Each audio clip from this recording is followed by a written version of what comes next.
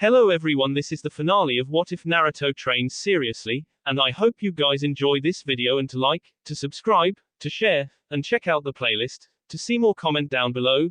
Now let's start the intro. They call me a god. They call me a god. They call me a god. Join my membership, the perks are great. It's in the description. Naruto sat behind a large desk. Sitting before him was a small computer where all of his paperwork was stored. He was currently typing up several documents detailing new construction plans for Konoha. They were being forced to expand the village due to an influx in trade with a recently discovered nation outside of the elemental nations. The new part of the village was for foreign dignitaries. Knock, knock, knock. After looking at the door, which rattled several times as someone knocked on it, Naruto pushed his computer away, rubbed his eyes, yawned, and said, "The door's open, Yugao." There was a moment's pause before the knob turned and the door opened, allowing a purple-haired woman of extraordinary beauty to enter. Yugao hadn't changed much in 15 years. The only difference was that she no longer wore her Anbu gear, which made sense as she was no longer a member of the Anbu. She was carrying a stack of papers. "These are the reports from the Shinobi Academy," she said, walking in and setting the pile on his desk. "I've already created copies for the filing department. Here." She placed a small USB drive on top of the paper. "The documents are also in here as backups." "Thank you." Naruto took the USB and inserted it into his computer. As the files began uploading, Naruto asked, "How is the newest batch of ninja?" Yugao paused, her head tilting before answering. "They are about the same as usual. There's a 50-50 mix of kids from Shinobi and non-Shinobi families. It's not unexpected that the kids from Shinobi families are better, but thanks to the new library that allows children from civilian families to study the basics, the kids who don't have any ninja background are keeping up well enough." Yugao paused again. Naruto waited on bated breath, watching as the woman smiled. She was doing this on purpose, telling him everything about what he didn't want to know and keeping him from knowing the one thing he did want to know. He wondered if this mischievousness came from spending so much time with Kyuki and Mei. "Our daughter, of course, aced all of her entrance exams." Naruto grinned. "Of course she did. She's our daughter, after all."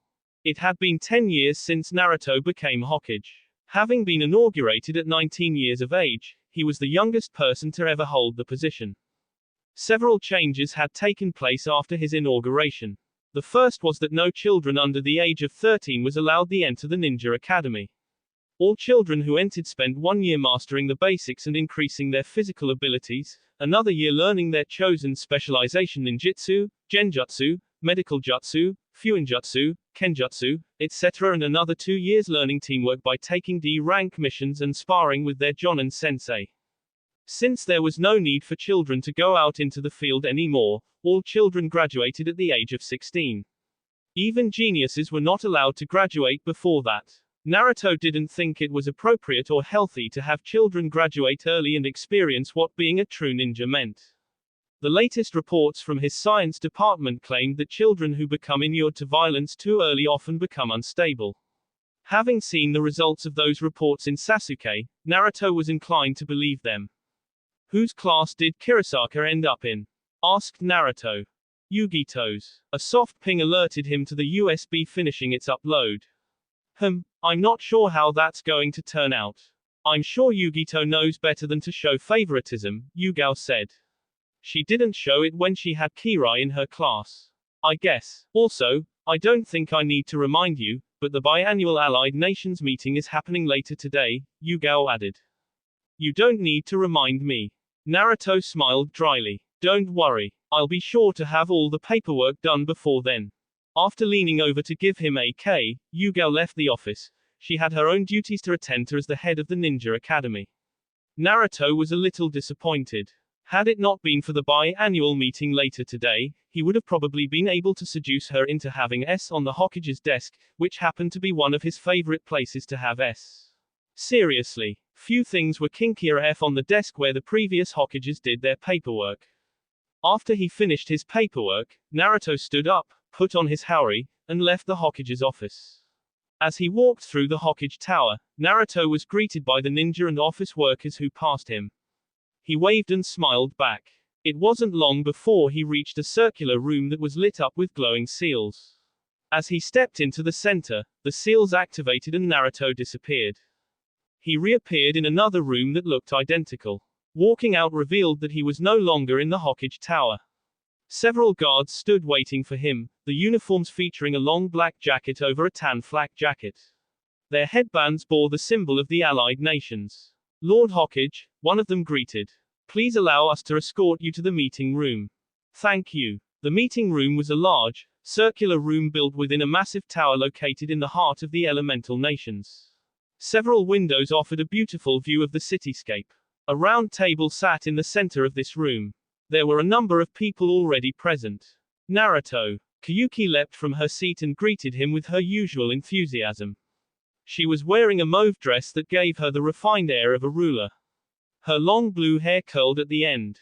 The only makeup she wore was lipstick, which meant her natural beauty was visible for all to see. Conan, who stood up seconds later and with a much calmer disposition, greeted him in a less rambunctious manner. In other words, she didn't use her tongue when they came. It's good to see that you're actually punctual this time.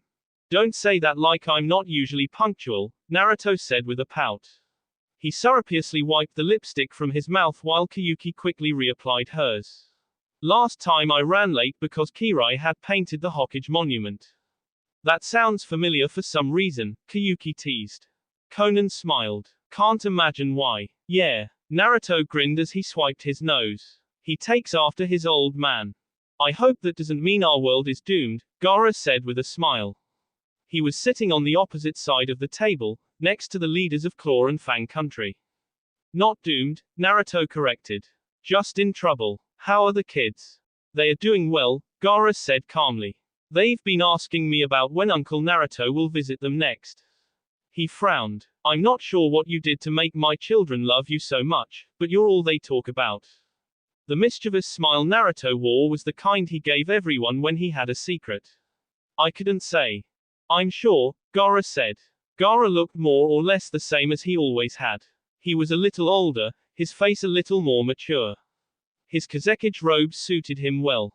Outside of Mei, Conan, and Kayuki, he was Naruto's staunchest supporter. It had been thanks to their combined efforts that the Allied nations had become what it was today. Naruto took his place between Conan and Kayuki. They conversed about non-work related subjects, namely about their kids. Yahiko and Nagato were both with their nannies, since they weren't old enough to be left alone. Naruto had once offered to use shadow clones, but Conan had rebutted the decision by asking him what would happen if his clones accidentally dispelled, which was her way of saying that he was clumsy. Sosatsu was in his final year at the Ninja Academy in the Land of Spring. Like all of his kids, Naruto had taken to training their son personally when he had time. Sosatsu excelled at Hyoten-based ninjutsu and kenjutsu. He'll be taking his graduation test soon, Kayuki was saying. I'll have everyone take some time off from our duties so we can watch the graduation, Naruto said. We'll surprise him by having the whole family get together. Kayuki's grin matched his. That would be nice. Speaking of the whole family getting together, Conan began, what time should we head over for dinner tonight? Naruto crossed his arms and tilted his head as more people arrived. Mei walked in and noticed them. She waved, but since there were so many people now, she couldn't walk over and begin chatting. How about, we just pick up the kids and head over right after this meeting? Can't, Kayuki said. I still have some work that I need to finish. And I need to file some papers in a megacore, Conan added. Unfortunate, Naruto sighed. Looks like I'll be traveling alone. Soon after they finished their conversation, the meeting started. Naruto leaned back in his chair as the orator, Old Man Mifune, began the meeting by presenting the daily reports on all of the Allied nations' assets and revenue. It was going to be a long meeting. Zox. Naruto arrived home later that evening. He hung up his haori on the coat hanger by the door, then did the same with his Hokage hat. Walking further inside, Naruto wondered where his family was, until he heard the sounds of combat coming from the backyard. Entering the backyard through the sliding door in the kitchen, Naruto found Yugito and Yugao watching two of their children as they spar. With her long hair unbraided and descending past her shoulders, Yugito studied their kids with a keen eye as she held Darui against her hip. The youngest child was only 6 months old. He couldn't even speak yet. Grinning, Naruto began to stealthily sneak up behind her in a ninja-like manner. I hope you're not trying to sneak up on me, Yugito said. Naruto paused. His hands, which had been raised to block her eyes, stopped. Darui looked at him with big, cobalt eyes, as though wondering why he had stopped moving. Of course not, Naruto said at last, lowering his arms. That wasn't a very smooth save, Yugao told him. I don't know what you're talking about. Walking to stand beside Yugito, he placed a K on his wife's cheek and ruffled Daru's blonde hair. The little one gave him a toothless smile. Grinning in return, Naruto turned to look at his other 2 kids, who were locked in an intense sparring match. Kirasaka has improved a lot. Kirai is still better, though, Yugito said. He's also older and stronger, Naruto said. Kirasaka has flexibility on her side, Yugao interjected. However, we haven't started teaching her anything too complicated. Naruto spent another minute watching Kirai and Kirasaka spar. Being older and a boy, Kirai was a lot bigger than Kirasaka. He was taller than Naruto was at that age. His wives often joked that it was because he didn't eat ramen every day. By contrast, Kirasaka was about a head shorter than Naruto had been. While Kirasaka's hair was a light purple, Kirai's was pure blonde and looked like a giant lightning bolt sitting on his head. Cupping a hand to his mouth, Naruto called out, "All right. That's enough, you two.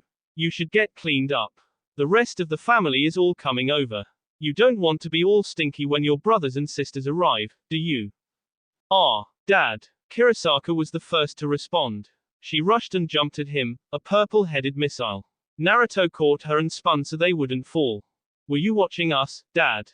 Did you see? I'm getting stronger. You saw, right? You did." Chuckling as he rubbed her head, Naruto said, "I did see. You're getting much better. You'll only continue to improve now that you've entered the academy." "It's still not enough to beat me," Kirai said. Kirasaka responded by pulling down her eyelid and blowing him a raspberry. "You two should head for the shower. Everyone's coming over for dinner soon." "Right," Kirai said while Kirasaka responded with an enthusiastic, "Okay." The two entered the Namika's estate, presumably heading for the bath. Naruto watched them go alongside Yugao and Yugito. "Kirasaka totally gets her personality from you," Yugao said. "I don't know," Naruto began, "was I that much of a chatterbox?" "Yes," she said. "So harsh. We're also going to get cleaned up," Yugito said as she grabbed Yugao's arm and began pulling her along. Yugao and Yugito both went into the bathhouse. Since Naruto had already taken a bath at the Hokage Tower hours before the meeting, he didn't follow them. It would have ended with them getting messy again anyway. He went back into the estate and walked down to the Horatian room, which was a lot like the ones used by the allied nations except smaller. His original intention had been to greet Konan, Kayuki, and Mei when they arrived. However, he was too late. Mei had already arrived with the daughter. "Naruto," Mei greeted. Naruto grinned as he leaned down and gave her a K. His lips lingered longer than was perhaps strictly necessary, which of course made the daughter wrinkle her nose. "You two are disgusting," the 5-year-old Kushina said. "Oh," Naruto said, raising an eyebrow.